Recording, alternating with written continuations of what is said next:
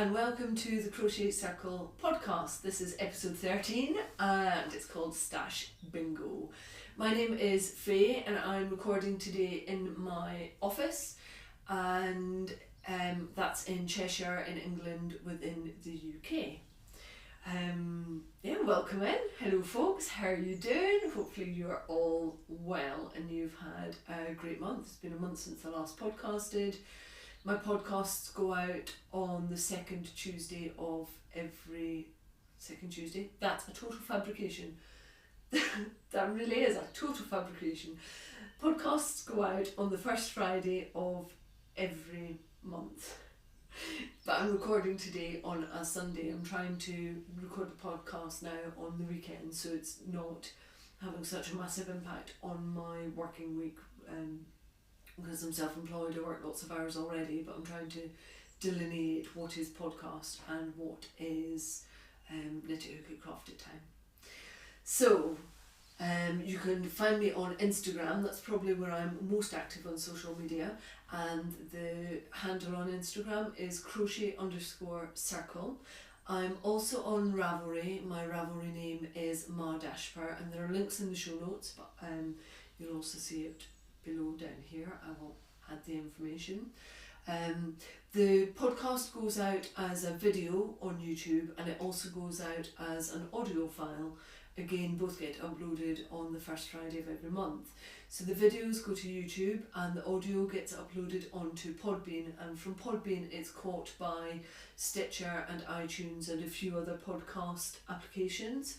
So if you're not a YouTube person, if that's not your thing, you can catch me on audio if you prefer, or if you're going on a journey and you can't take something that's video file, then the audio might be a good scenario for you. And equally, if you've been listening but you want to have a look, then go to YouTube and it's called the Crochet Circle podcast. That's what the channel is. And full show notes, I've put together really comprehensive show notes, and they can be found at www.thecrochetcircle.podbean.com.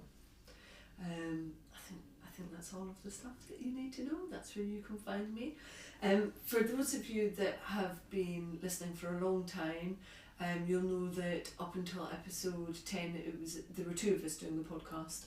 Lynn was also doing it, and she sadly decided not to go ahead with it anymore. It's quite a large time commitment to do podcasts, in terms of getting stuff ready, recording, taking the photos.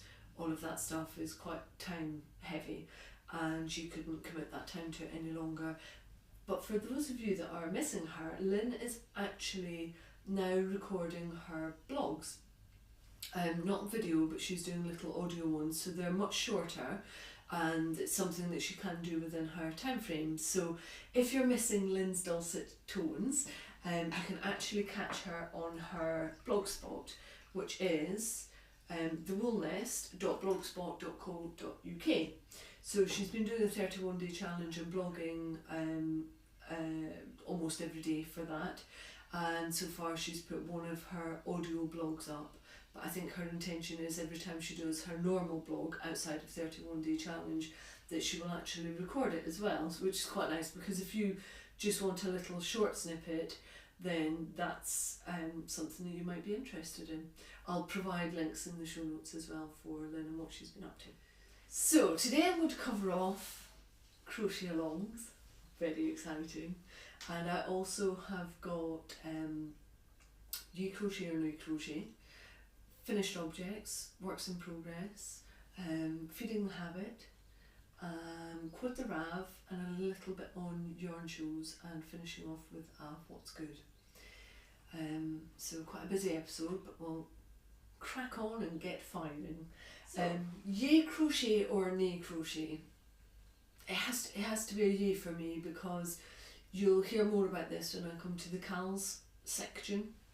But I've just started to learn Tunisian crochet, and if you listened and watched last week's podcast, you'll know that I said that I tried it before at a workshop and it just didn't sink in. It wasn't optimal way of me to learn with the size of workshop that it was. So I sat down the other night and started to learn the simple stitch, Tunisian simple stitch, and it's there. I've got it, I understand it, and it was actually really quite simple. You would hope so, it's called Tunisian simple stitch, but it's there, and it's just been lovely to learn something that is very familiar to me because I already crochet, but to know that what I'm doing is opening up a door to a whole new world of crochet, because it seems like Tunisian crochet is really versatile and has lots and lots of stitches that you can go at, and lots of different, and therefore lots of different stitch patterns, and I find that really quite intriguing. So it's a yay, because I think there's a whole new rabbit hole for me to fall down when it comes to Tunisian crochet, and at the moment I'm at the hole and I'm just gripping on with my little fingers, thinking how head far can I go into this, and I know full well that Tunisian crochet is going to be one of my things for this year. So that's a yay, to feel like there's more for me to learn, and I've found a whole, almost like a whole genre of crochet that I can now go and learn more about, and I find that really quite exciting. So that's a yay from me. Moving on then to crochet alongs. Let's start with the Crochet Circle Christmas. The Crochet Circle Christmas crochet along. It really is a mouthful. It has been wonderful. You people have just been amazing. The things that you've made, the different designs that have been brought to my attention and therefore other people's attention, just the different yarns that you've all been using, I've just loved it. It's been such a wonderful thing to be a part of, and I think it's definitely helped to define what future crochet alongs will look like from the Crochet Circle podcast. We have just under 2 days left before the crochet along finishes completely. It started on the 24th of December and it finishes on the 31st of January, and I'm just absolutely gobsmacked by what I've seen and just how involved people have been, just the support groups that there have been for the patterns when somebody might have had a little bit of an issue with the pattern, or they weren't sure if they were quite doing the right thing, and other people have rushed in to help them. It's just been truly magnificent, and it makes me very proud that that's something that has been created out of this podcast. It's just fabulous.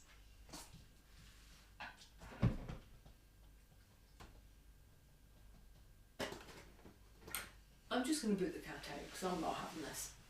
He does not run this podcast. Right, you're going out, Bombray. Out. Go on, scoot. Out. Go on, move your bum.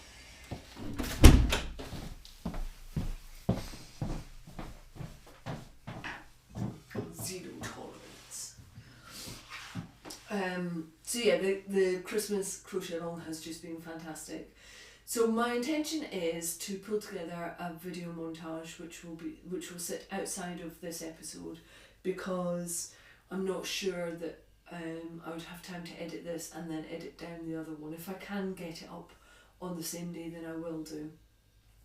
But I will pull together a montage which will be called TCC Christmas Crochet Along, and it will go onto YouTube, and the intention is to be able to show off all of the finished objects and attribute them to the people that have actually crocheted them up as well. So you get to see your work highlighted, because it's lovely to see other people seeing what it is that you've created, and also you get to see some of the other designs that people have pulled together. Now, a lot of people have put their finished objects on Ravelry, and a lot of people have also put them on Instagram, and what I'm finding is that not everybody that's on Ravelry is on Instagram, and vice versa, not everyone that's on Instagram is on Ravelry. And so it feels like YouTube is a good way of being able to show off both sets of finished objects in one place. And like I say, being able to attribute them to the makers and really highlight their amazing work. we've had some people that have put 4 or 5 different things in for the finished objects thread, that, you know, they've just been hooking away since the 24th of December, and I love it so much that I really want to be able to highlight all of that amazing work. So hopefully that will be up by the end of, well, go live I think on the 2nd, so maybe by the first weekend of February that will be up and out there for you all to view, and I'll put links to it in Ravelry and also on Instagram, so you'll be able to go and see the thread and hopefully look at your work. But even if you weren't part of the crochet along, I would encourage you to go and see some of the amazing things that have been made as part of the crochet along. I think it was really helpful that we had so many categories, because it means that there's a real diversity of things that have been made, and it's made it a really interesting crochet along. The prizes for the Christmas crochet along are great, and I will put all of the prizes up in the YouTube montage that I pulled together, but I just wanted to show you what Vicky Brown sent us. This lovely package came through the door, and within it, I know quite a few people have had Vicky's Shawl Club, which pleases me no end, but this is the January one, and what you get is a fully printed up pattern, and it's got charts on the back. I don't want to show you all of it, but I can see charts on the back, and it's got a schematic. It's really nicely laid out, and then you also get beautiful colours, absolutely beautiful, a skein of Vicky's own hand-dyed yarn, which is enough to make the shawl. That's the whole point of the Shawl Club. And the yarn is 4-ply sock yarn. It's 80% superwash merino, 20% bamboo, and it's a 400 metre for 100 grams. You also get a thank you, and she's given £20 off for the full subscription of the Shawl Club. So whoever wins this can then go and buy the full subscription, and I'm tempted. And you get a little wool wash with it as well. This one's jasmine scented. And of course, some buckety. All within the same colour profile. It's just beautiful. So I think what I'm going to do is whoever wins the Winter Wonder sock will win this, because it was Vicky's design, so it'd be nice for whoever did her design also wins the Shawl Club for that month. So I will be drawing them hopefully on the 1st of February and letting people know who's won. But that's not it. The lovely, lovely ladies, Joanne and Kat at the Crochet Project, have also offered up one of their books, digital copy, to the winner of the Spun Gold category for the crochet along, and 3 other patterns. So my thinking is the winner will get the book, and it could be any of the ones that they have published, and then the 3 patterns will be offered to a runner-up in each of the 3 categories. And then I've been amassing some lovely, lovely prizes for the 3rd category within the crochet along. So I'll show you them again in the YouTube montage. YouTube. That was like almost going into proper Scottish. For the Scots around me, you'll know that YouTube means something completely different in Scotland. It's a tube, isn't it? It's an insult. So whenever I hear somebody Scottish saying YouTube, it reminds me of an insult rather than something else. But what you generally do is call somebody a wee tube, like, shut it you wee tube. So yeah, YouTube is something completely different. And what's also lovely about the crochet along prizes is that I've already got prizes coming in for the Tunisian crochet along. You've heard me mention before Tanya, who does Dorset buttons, and you will have seen the ones that I put on Colosseum, my shawl design.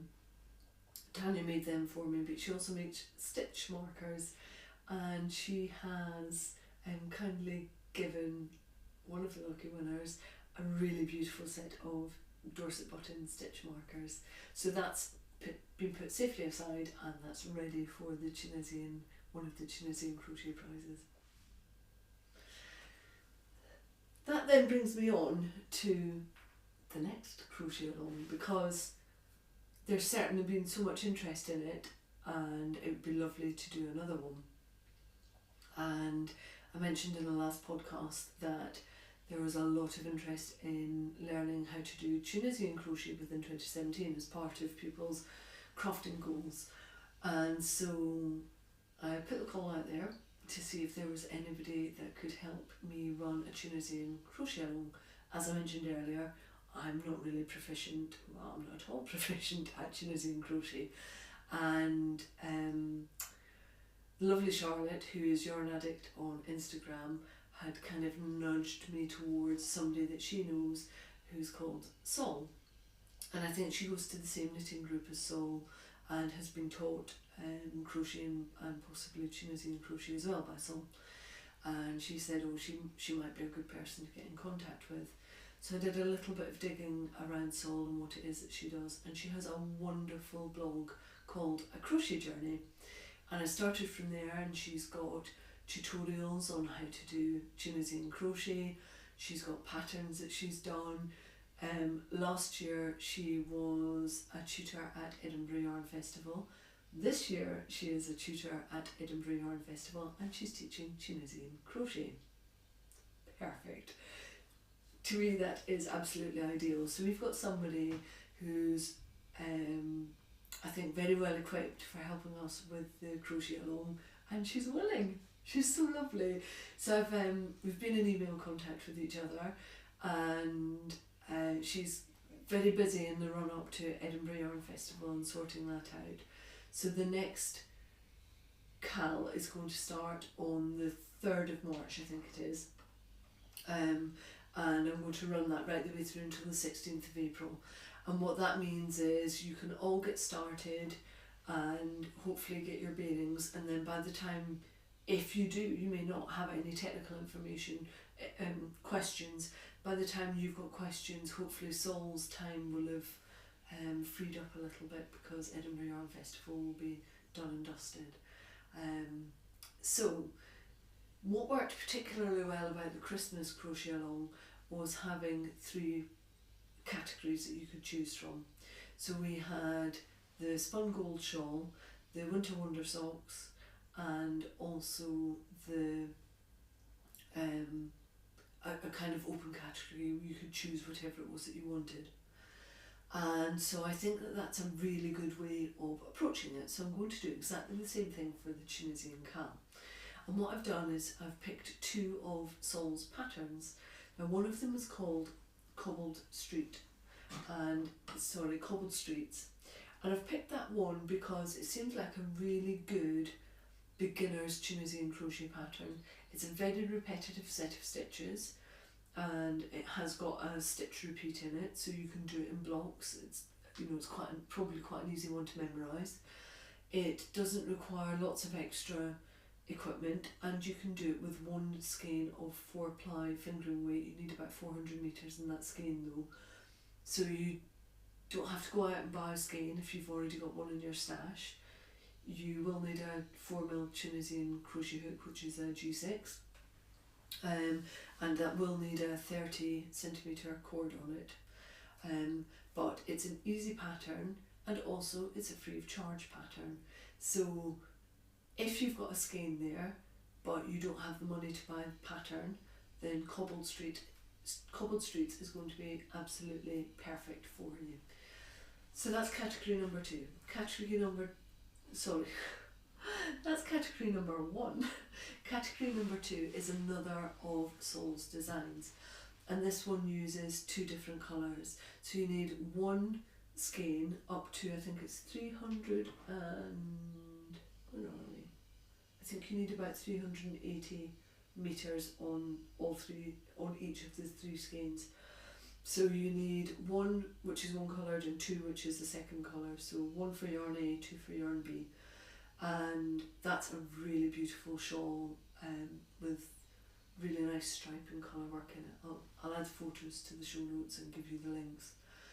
Now that is a paid for pattern, that's £4.20, but Sol has very kindly given the Crochet Circle podcasters a 50% discount, and that discount will be running from now, so whenever you hear this podcast, as long as you hear it early on in 2017, it will run until the end of March 2017, so that's 50% off.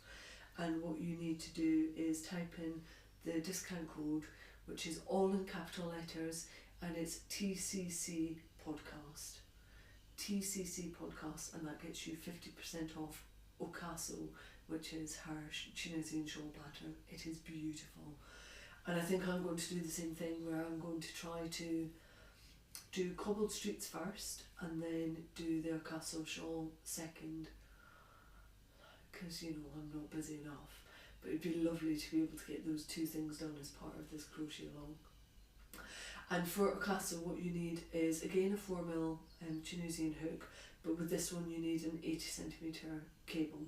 So I'm telling you this so that if you're interested in starting the CAL, it won't start until the 3rd of March, but you can start getting your tools together, or see if you can borrow them from a friend if you're not sure that you're going to like Tunisian crochet. That might be a good way forward, is just to test them out and see what it is that you actually like. So that's what you're going to need. I'll put all of those details into the show notes. So that's option 1 and 2, and option 3 again is going to be a free-for-all. So whatever it is that you want to make, so long as it's Tunisian crochet, knock yourself out. Do whatever it is that you want to do. I really like this aspect because it introduces new patterns to people, and it means that on Instagram and in Ravelry you're not just seeing the same 1 or 2 patterns over and over again. You've got injections of other people's ideas and thoughts, and it's also a way of seeing what things might be like in different yarn weights. Both of these patterns require 4-ply, so you know, knock yourself out. Love to see some chunky Tunisian crochet in there somewhere, or you know, would you use lace weight for Tunisian crochet? I wouldn't. I wouldn't. You all know my utter dislike for lace weight yarn, but maybe you would. Let me know. Let me see what it is that you would do with it. So there are your 3 options. Again, I'll put all of this in Ravelry and up on Instagram, and I've created a hashtag on Instagram as well, which is hashtag TCC lowercase Tunisian CAL.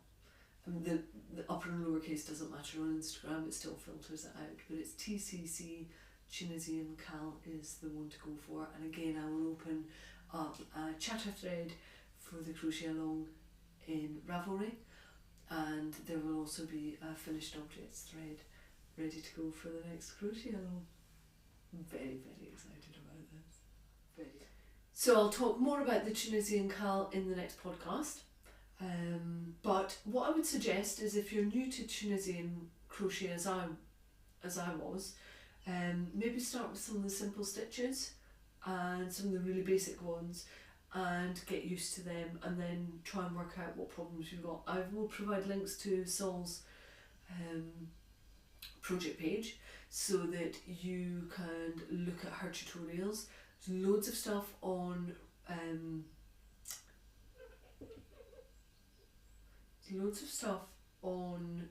YouTube as well.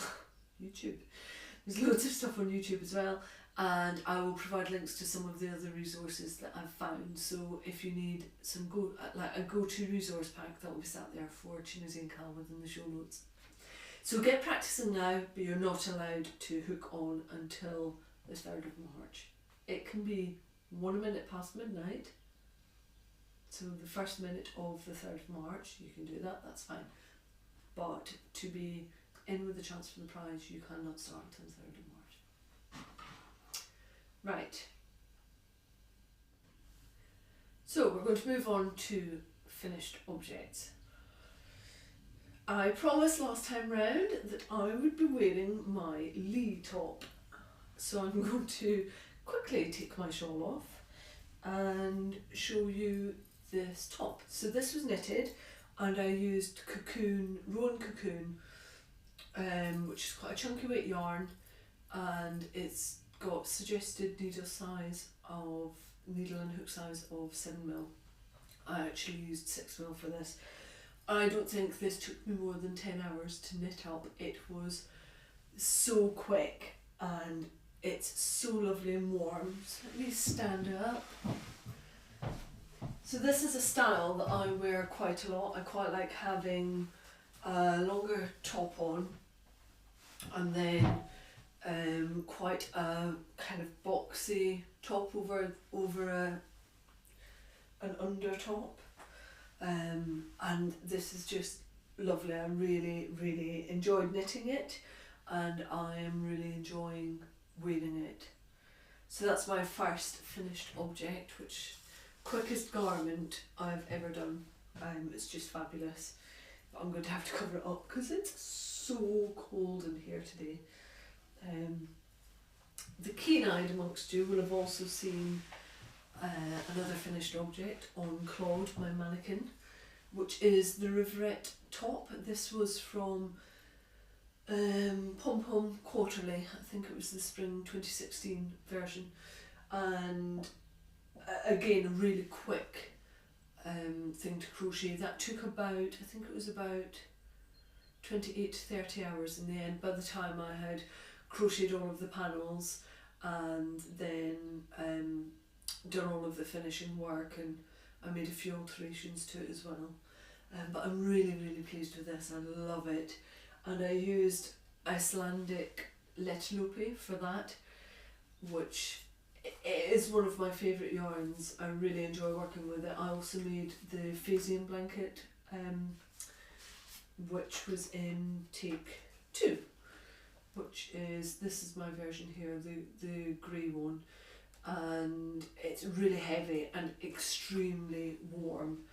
And my dad had brought me this back from Iceland, and I wanted to make a garment with it, and I'd had my eye on Riverette for a while, so that was what came forward. But in the other patterns it is just self-coloured right the way through, and I wanted to really pull out the motif lace down the front, so hence I used the second colour of the Lopi for that. I'll put all of the details in the show notes for the colours that I used, but I actually only used 350 grams of the lapis colour, the lapis blue, and I think it was only 8 grams of the brick red. So really quite an economical knit. I know I didn't buy the yarn because my daddy bought it for me, but I think when he goes to Iceland, or certainly when I've bought Little Opie in the past, it's only been something like £2.50 for a ball. It's a bit more expensive to buy in the UK because of course it's been imported, but not massively. And so if you're looking for something as an outer garment that is economical, but still not from too far away, then I would recommend Little Opie. It's such a beautiful wool to work with. It won't be for everybody. If you're deeply into your merinos and alpacas and you can't take anything even with a hint of itch to it, then this won't be for you. But equally, if you're able to take it and wear something that was long sleeved and have it as an outer garment, then it might be absolutely fine for you. But if you have sensitive skin and you are going to make this with something that's going directly onto your skin, you may want to double check it before you put the order in. It softens up an awful lot with washing and wearing, a lot, but it's not your butter soft wool. I love and adore working with this wool, but I'm not as sensitive as most people. There are two areas that I'm sensitive, and that's my face is extremely sensitive and my feet. anywhere else, I do not have an issue. You know, I have a friend who is not even able to work with Shetland wool. She was prickling half an hour after wearing a garment with it. So there's no way on earth that she would want to come anywhere near Let Lopi. I really love it, and I love the range of colours that you get with it, and I love the pricing point for it as well. It's also all the more special because my dad goes to Iceland quite a bit and brings me back yarn, and I said I would make a garment, and I have made a garment. So I would say take a look at my project page on Ravelry. I'll provide a link to it in the show notes again. But it's a really nice pattern. It was very quick, and it's done in 4 panels. And just, it's not dissimilar to the Lee top that I've got on. It's another version of a boxy top, which is perfect, I think, for that transition from late spring going into summertime, or late summer going into autumn time. There's a nip in the air, but you don't quite want a big massive bulky jumper on. That's when these tops, I think, are really going to come into their own. Really enjoy doing them both, and massively enjoyed the construction of this garment. So if you have Pom Pom, Riverette Spring 2016 is where you can get that pattern from. But have a look at my show notes. I've put really comprehensive notes up on my Ravelry page for this project. I have another finished object. Do you remember my I'm Not So Bah Humbug Christmas yarn that I got from Vicky Brown? Was this little ball of delight, and it is called Christmas Sprinkles. Now, I haven't really worked much with hand-dyed yarns. I've got quite a lot in my stash, but I've never pulled them out, and I don't know why, whether I just think that they're so special or I really need to find the right project for them. And I think quite often the way that the colour disperses in them, I'm not 100% sold on what that would look like. But I have 100% fallen head over heels with hand-dyed yarn that has been sprinkled like this. The little nuggets of colour that you get when you've got crossovers from 2 little sprinkles of dye that come together, and completely unexpected colours that you just didn't think were in that skein of yarn to begin with. It's incredible, and yeah, another rabbit hole has been prodded. So I made I knitted a pair of socks with the Christmas Sprinkles yarn, and I honestly couldn't love them more. So last time round I showed you a pair of socks called Solar, which were Jill's pattern, and that was really my entry level into more lacy socks, which normally I wouldn't do with such a busy yarn. I would normally do something that's laced with a very plain one, but I just felt that this pattern could take it, and that the sprinkles could take it, and it just added another dimension. It was already busy enough that the lace didn't really make it busier. And the pattern is Delilah, which is from Verity's book, The Sock Drawer. See if I can get one without the pattern on it. Yeah, there we go.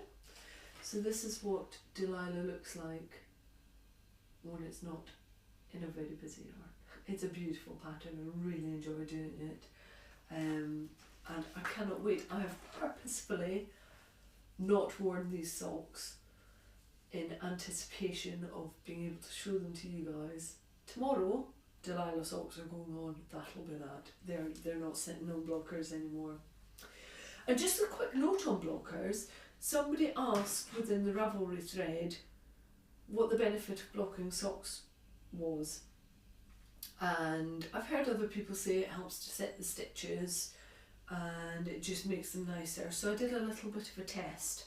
Now other people might get different results, but I thought I would test it and see.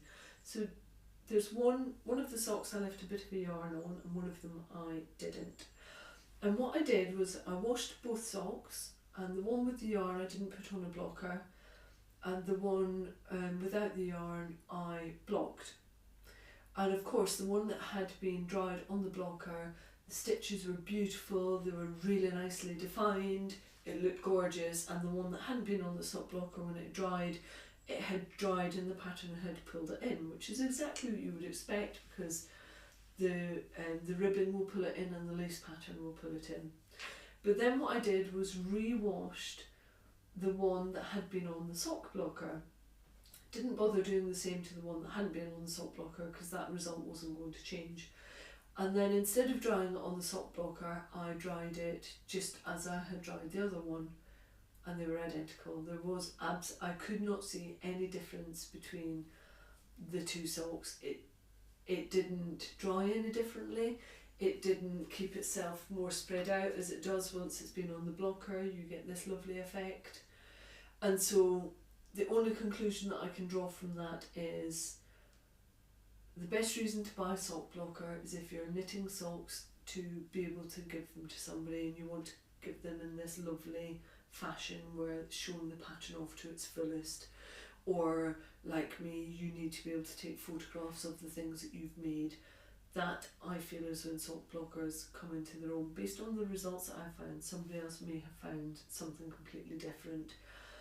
But once you've blocked your socks, worn them, re-wash them, unless you're going to block them every single time because this is what you want sat in your sock drawer, then I really don't believe there's much need to have sock blockers. And this comes from somebody who, and these are about to be loaded up onto my website, but I sell these, and I'm about to have wooden ones made as well. So I sell sock blockers, and my point is, I wouldn't want somebody to buy them and waste their money because they think if they're going to block their socks once, then every time after they've washed them, they're going to come out looking like this. They're not. They will go back to their original state. So if you make socks for other people, and you make socks and you have to photograph them, then I would say sock blockers are excellent, really good choice. But if they're just for you and you're not fussed about having slightly more relaxed socks sat in your sock drawer, then I'm not sure you require sock blockers.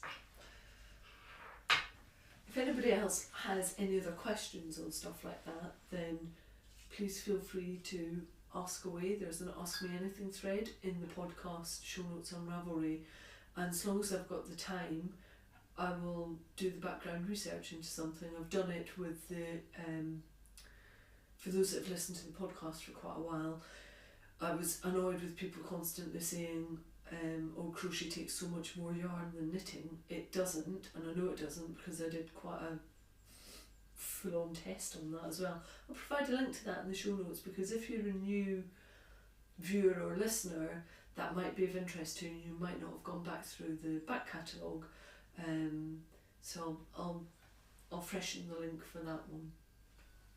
But yeah, ask away. If you've got something that a kind of burning question that you need to know the answer to, as long as it's within my capabilities, I'll try and get an answer to you.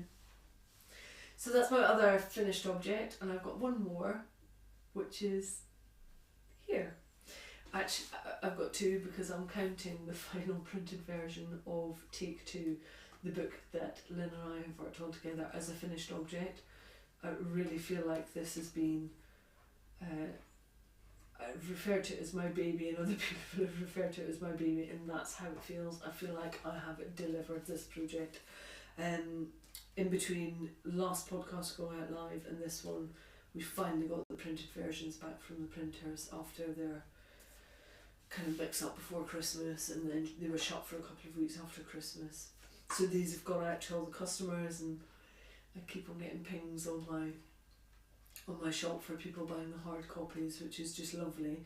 And Lynn is busy working on the US version as well, which will be digital only. But if you're a US listener or watcher and you're interested in the book and the patterns that we've got in the book, then a US version should be ready, I would say, in the next couple of weeks. I think Lynn may have finished off the second part 2 of it today, and then it's up to me to double check it, pull it together as one PDF, and then upload it onto Ravelry. So that's almost ready for you US folks. Or anybody else elsewhere that happens to use US terminology. So yeah, that definitely feels like a finished object.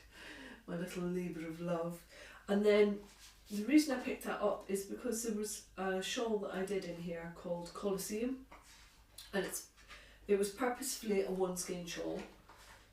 But I was very aware that some people don't like one skein shawls and want to be able to use more than one skein. This is Colosseum. It's one of my favourite things that I have ever designed. I really love it.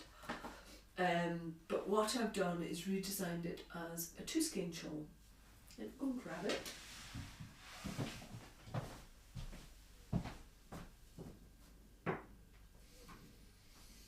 Which just makes it a deeper pattern. Took quite a bit of redesigning because it's not a case of just adding another skein onto it. The Colosseum in the book starts with all of your chains and then comes down to the point, almost point. And with this one I started at the bottom and worked it up, which gives you as the crocheter the ability to stop it when you're ready to stop it. And also what I had to do was re-engineer it so that it didn't just get wider and wider and wider. Let me pop it on. I really love this one. I love both, but the 2 skein is just gorgeous. So it's still done on a slightly asymmetric basis.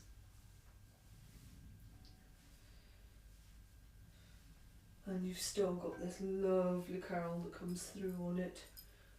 And it's versatile enough that it will go up and over the other side. You can wear it however you want, but it will take 2 skeins of a 4-ply yarn that is 400 meters per 100 grams. With this one, I've written the pattern so that it has a little bit of leeway in it, and then what I've done is finished it off with the rest of the yarn that I would have had that took it up to 200 grams in total. This whole thing actually weighs 199.8 grams to be very specific. So I've shown you, or I will show you in the pattern, how you can extend it if that's what you want to use as up. If you want to use up the very last of your yarn, so you don't have any left over. And there are 2 things I love. I love the pattern. I love that it was based on a holiday that Matthew and I had a year ago when we went to Rome and saw the Colosseum. So it's got lovely happy memories from that. Also, this yarn is incredible. It's super soft.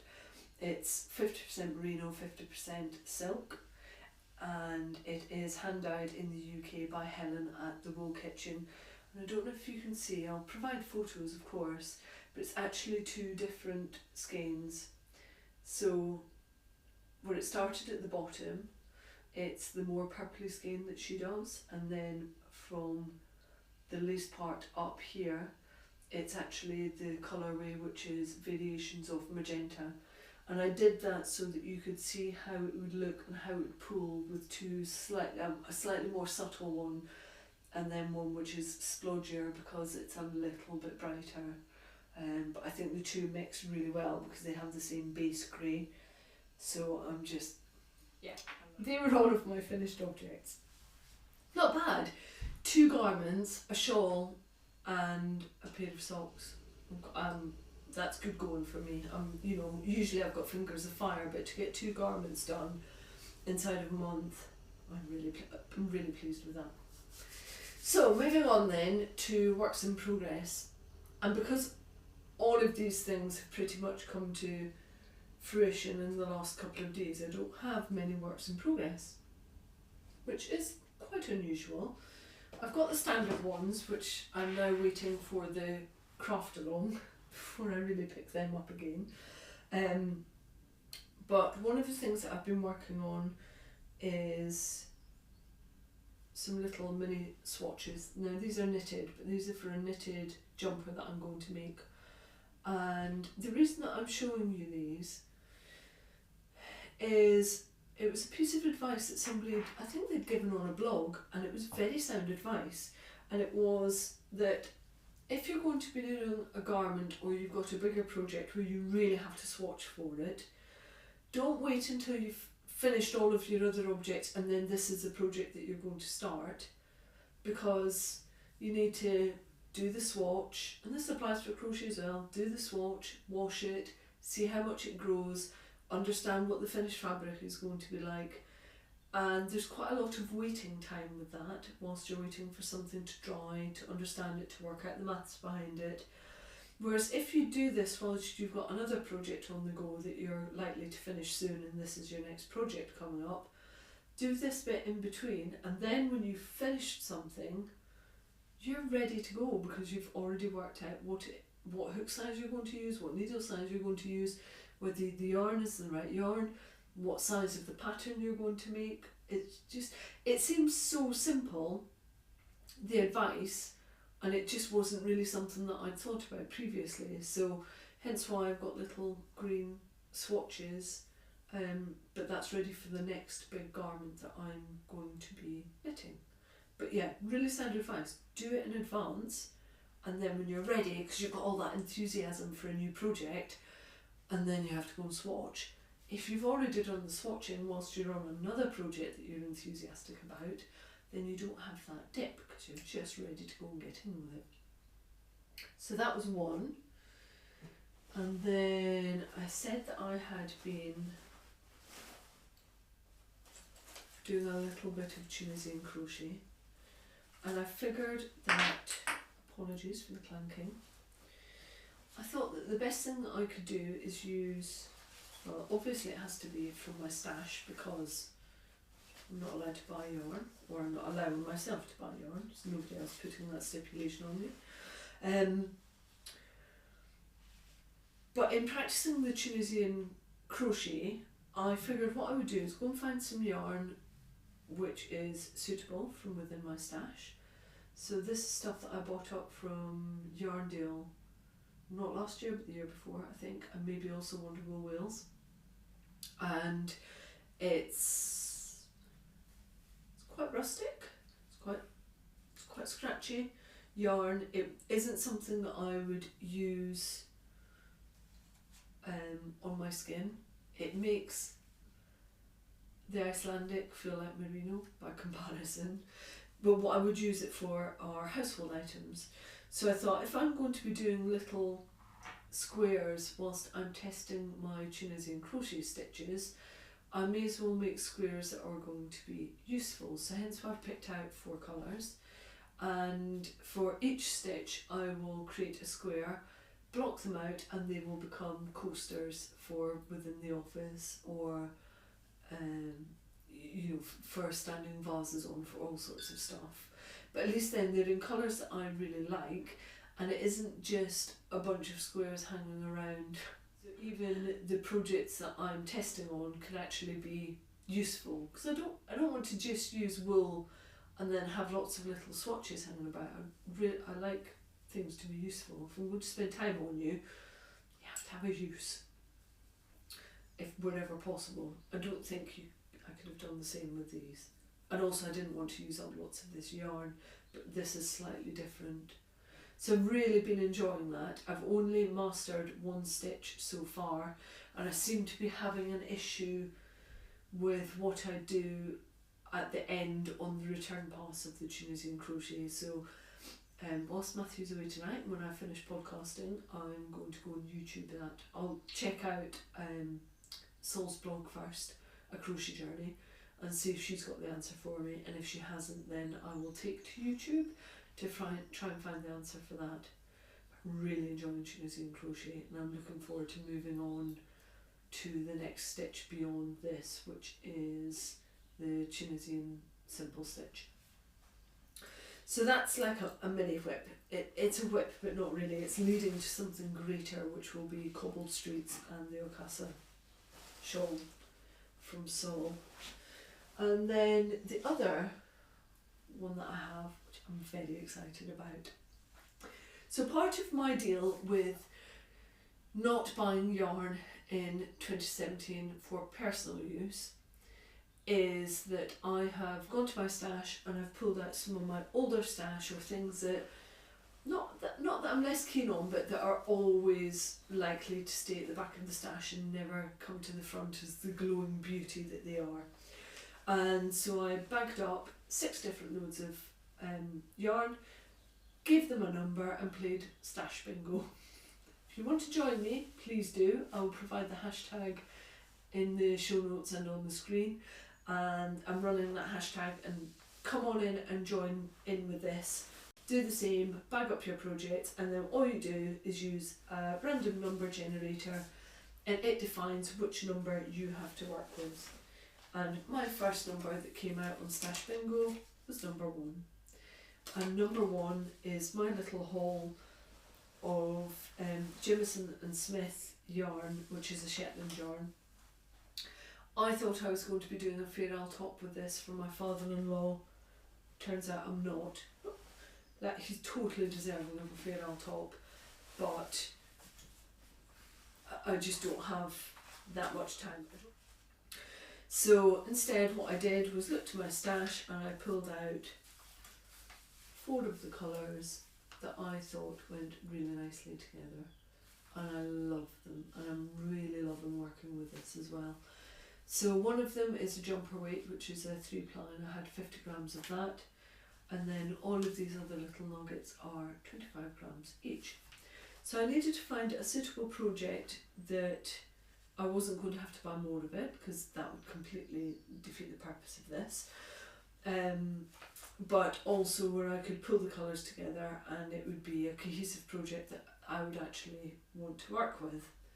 Now, a year ago, I made myself this cowl, and this is knitted, and the inspiration for this came from, it's an Icelandic pattern, jumper pattern called John, and it's one of Ystex's patterns.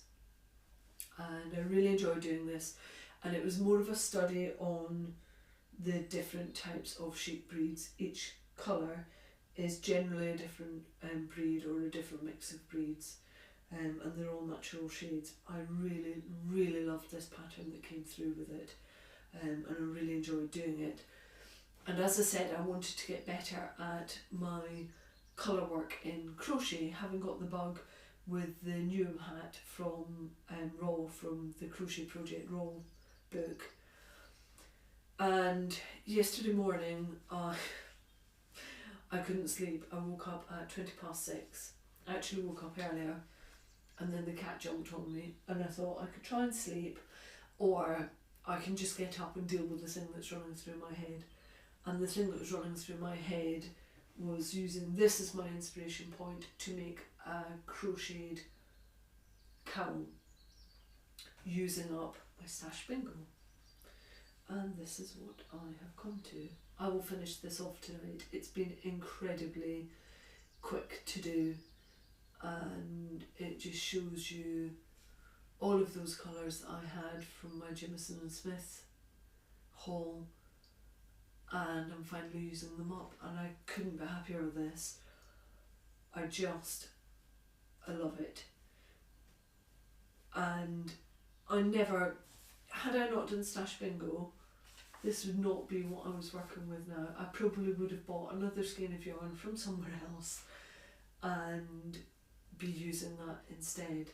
But because I'm stopping myself from buying yarn, and because I'm going to Stash Bingo, I'm having to use different yarns that are already there, and I'm loving it. I'm absolutely loving it. So this, I think I'm going to pull together in a design that will be a paid for pattern. It needs a name, so if any of you've got any idea of a name for this cowl, let me know. I'm probably going to design a hat and a pair of mittens, but I also think there might be a bag in this as well. So I need a name that will go with something mittens, something cowl, something bag, something hat. Any suggestions, let me know. I tend to like one word names. So the shawl is Colosseum. This one is actually called Doppio Colosseum because it's got double skeins in it. Skogafoss was the bag in the in the book. There's a purse called Paraphernalia, and there's a cowl called Auchencriev. So I tend to like single word names for my designs. So yeah, if you've got any ideas for what this could be called, let me know. It's probably best not to base it on the colours because the colours will change. I'm also going to remake this and design up some other bits using the John Arbon Knit by Numbers, because they're about to start selling their mini skeins of Knit by Numbers, and that opens up, I think it's 81 different colours. So that would, you know, you could go with a really bright version of this, or it could be muted spring tones.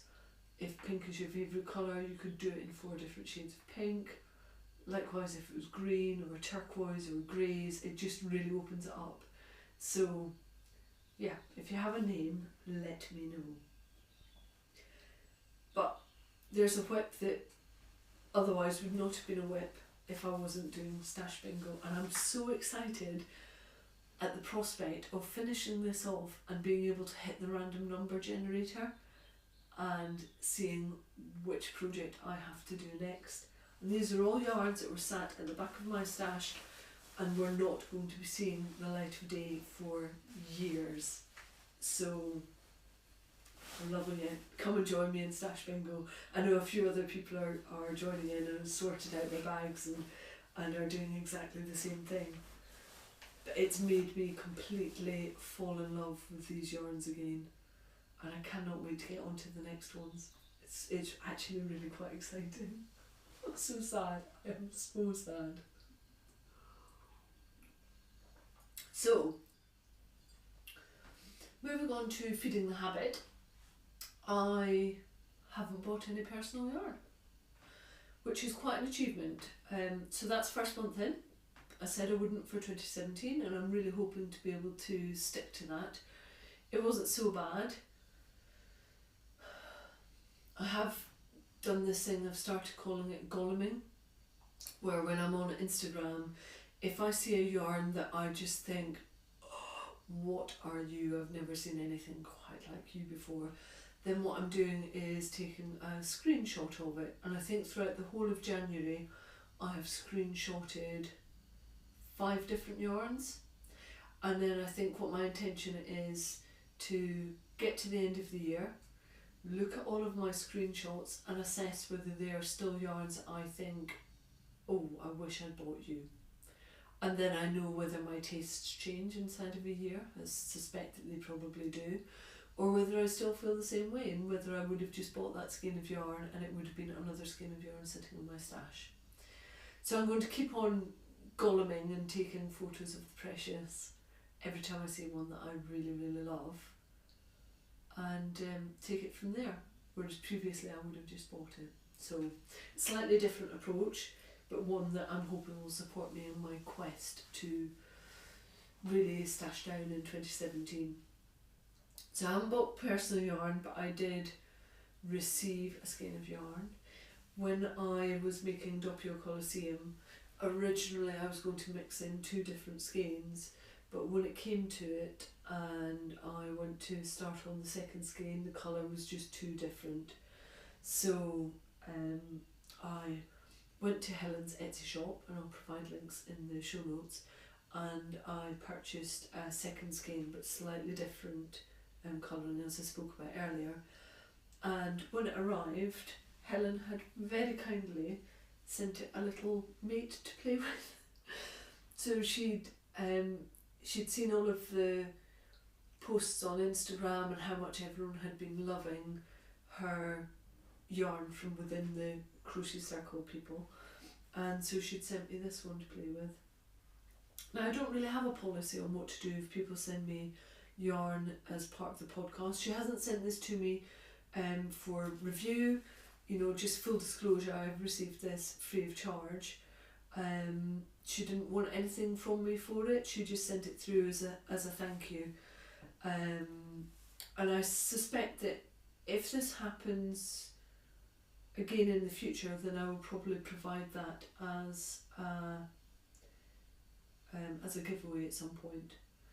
but with this one I actually have a design already in my head for it, that quite far down the line, that could be worked out. So I think what I will do instead, so instead of offering the skein up to one person as a prize, I think what I'll do is create the design, and then when I've done that, I will make it available free of charge to podcast listeners for a period of time. So rather than one person getting the benefit of it, for this one time, it would be offered up as a free of charge pattern instead. I think that's quite a nice way of approaching it with this skein, and I'm so in love with it. It's called Moonlight, and it's variation of Moonlight, and the colours are just gorgeous. It does have that silvery moon in the darker sides. It's beautiful, and I already know that it's gorgeous to work with because of Doppio Colosseum, so I'm looking forward to getting my hands on that. But I didn't have to buy it. And it's beautiful. So because I haven't been buying yarn, what I have done is I bought a couple of books instead, because they're still allowed. And I saw this one, I think it was Amber from the Yarn Hoarder podcast on YouTube. She was referencing this book and it looked really quite interesting. And I'm not particularly adventurous when it comes to crochet borders, and this book is just full of ideas for different borders that you could crochet onto blankets or garments or all sorts of things. So I thought this was a really good inspiration point for me, and I got it from, within the UK we have a website called Book People, and they do really good deals on books, and they do an awful lot of crafting books and a lot of crochet books. Quite a few of them are American ones, otherwise if you're going to the likes of the Amazon marketplace are quite a lot more money, whereas the Book People seem to be able to get their hands on them. So I bought that one, and I also bought, in preparation for our Tunisian CAL, Dora Orenstein's The New Tunisian Crochet book. And I'd read all of the reviews on this, and it said that it was great for giving information on construction, going through all of the simple stitches, really good photos and charted out, but also then it had lots of projects in it, so I thought that was a good starter for 10 on Tunisian crochet for me. So I bought that one too. And I think that's it. I think that's all of my kind of feeding habit. There really wasn't a lot in there, which feels slightly weird and alien, because normally I've got, and there's another skein, and there was another skein, but I just don't have that, and it feels alien, but at the same time it also feels quite liberating, so long may that continue. This is Future Faye now speaking. If you're watching, you can see I'm not wearing the same outfit, and if you're listening, you'll hear that my voice is a little gravelly. So I don't know what happened with part of the recording, whether because I was at the beginning of a cold I just didn't press record for the next part, or something went wrong with my camera setup, I don't quite know, but podcast is due tomorrow, and it's Thursday, coming up for 4:30, and I need to leave in an hour to go to wool gathering sandbatch, so I'm having to come back out to re-record a couple of the final bits for the podcast. So that's why I look and sound a little bit different, because it's Future Faye that is now speaking to you. So the next part of the podcast is Quad the Rav, and I wanted to link this into Stash Bingo, because it's a really helpful way of defining how you can use up your stash for specific projects. Now, one of the skeins of yarn that I've put in for Stash Bingo is the Skinny Singles by Hedgehog Fibres. It's a single ply merino, which I've never used before, and so what I'm going to do is use Ravelry as my search function for finding a suitable pattern for this one skein that I've got. I don't have any other skinny single in my stash that I would mix this with, so I'm going to use Ravelry for my search. and I'm going to do this now on the podcast. I've got my computer screen to the right of me, so you'll hear keyboard clunking and clicking away, and I'm going to take screenshots at each point that's useful as I talk you through it, and then I'll provide those screenshots within the show notes as well. So I already have Ravelry open, and on the home page within the quick search, I'm not going to add any information in, I'm just going to press search. And when I've done that, it will give me a list of options in the left hand bar where I can choose whether I want it to be a knitting pattern, a crochet pattern, exactly what it is that I'm looking for. Okay. So I've done that, so I haven't made any selections, and I have got 614,000 patterns available to me. I'm never going to search through 614,000 patterns, and many of them aren't suitable for the yarn amount or weight that I've got. So what I'm going to do is click that yes, I want it to have a photo. Yes, I want it to be crochet because that's what I want to do with this skein. I want to crochet something with it. And I'm not going to tick whether or not it's free or purchase because I don't mind purchasing patterns so long as they're a really good, nice looking pattern. And then what I'm going to do is filter down into the weight of the yarn. And this with the meterage, it's 366 meters for the 100 grams. I think that's just shy of 400 yards. And that will go in as a finger weight yarn, so I'm selecting that box. Now I haven't gone with yes to photo, yes to crochet, yes to fingering weight. That fingering weight, that's automatically brought it down to 12,390 patterns that I could choose from. But I want to filter down even further, and the next bit that I can filter on is the yardage available to me. Now the criterion for the yardage doesn't quite fit what it is that I have, because it's either 150 to 300 yards or 300 to 450 yards. They're the two options that suit this skein that I have. But what you'll see at the bottom of the selection possibilities is customise, and you can enter your own range, and that's really helpful if you've got an odd range like I do. So when you get to that point, you can simply filter by your range. So although this is 366 meters, it's done in yards, so I'm going to say 350 yards to I'm going to go to 390, so I'm on the shy side. And when I apply that, I'm going from 12,390 projects down to 641. So automatically I've filtered out a load of other projects that were of absolutely no use to me. And then it's down to me to work out what it is that I want to make from this. When I look in my notebook, I can see that I already have 4 patterns in my library that would be suitable, and 3 patterns in my projects that would be suitable, but I don't want to look at them.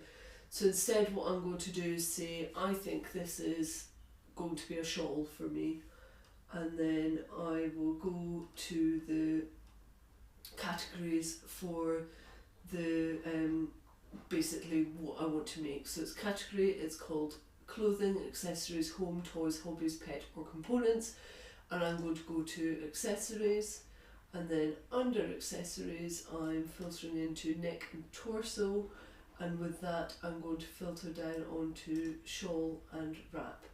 And when I do that, I go down to 85 different projects. That's much easier for me to filter down to 85 projects that are suitable for this one skein of yarn, rather than the 600,000 odd that I would have previously had to look through.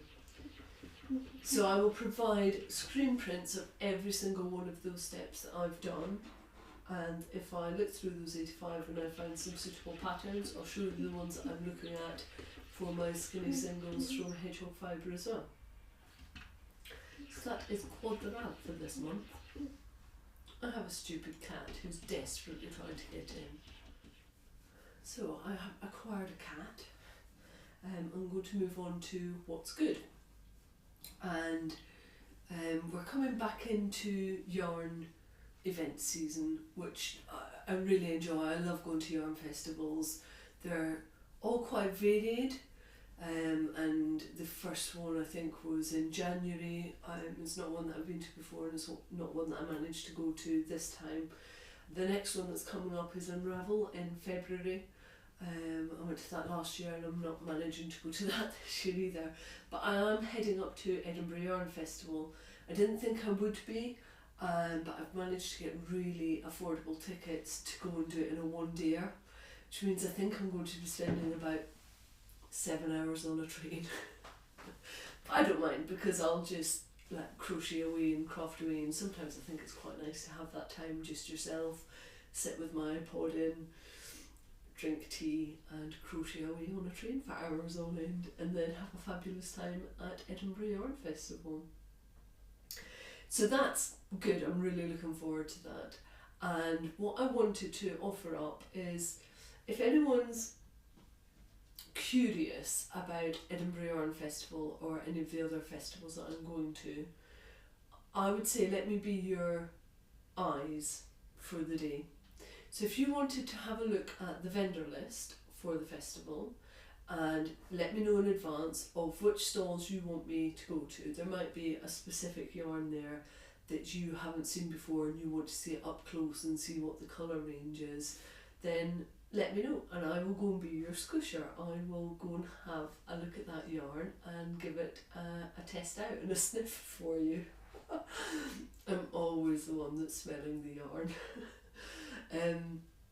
But yeah, if that's something that interests you, let me know what it is that you want me to go and look at, and I will go and look at it at Edinburgh Yarn Festival and report back. So that's what's good. We're coming back into yarn festival season, which, yeah, lots of yarn in one small place is always filling me with joy. And that, for the second time, sums up episode 13, Stash Bingo of the Crochet Circle podcast. With I think next time I might do 3 costume changes. I hope you're all going to have a lovely month. Thank you for listening. Thank you for watching.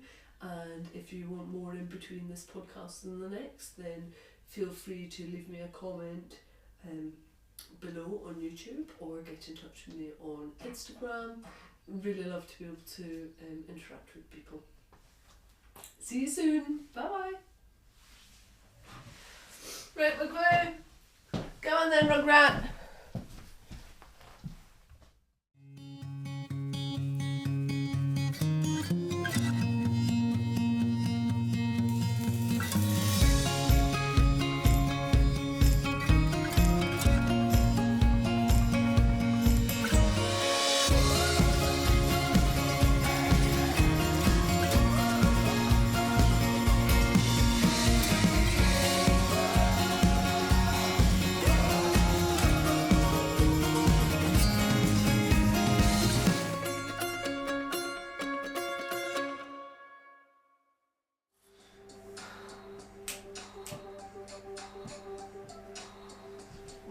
Ready.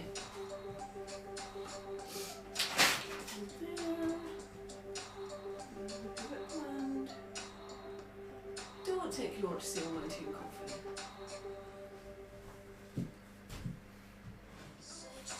Right.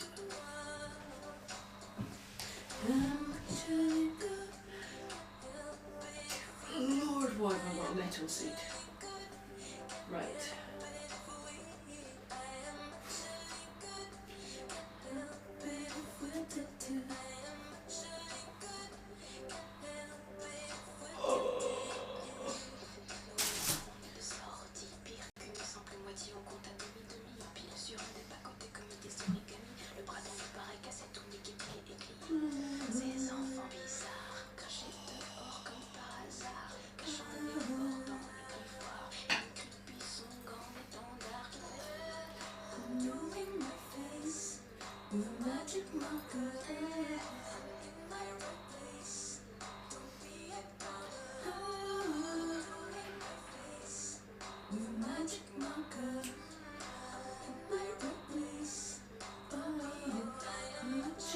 Good.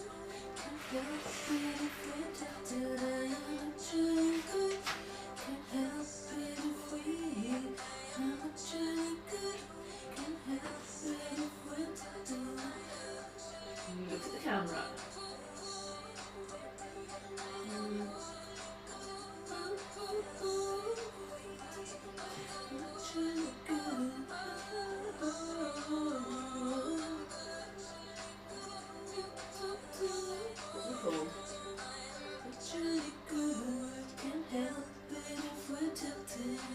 Right, we're ready to go. Christina and the Queens, we need to go away.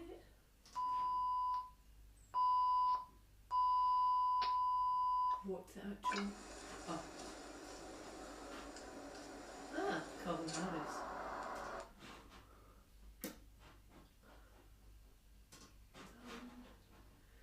Show notes.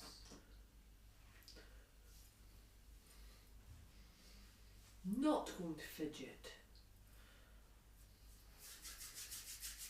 I am going to be cold.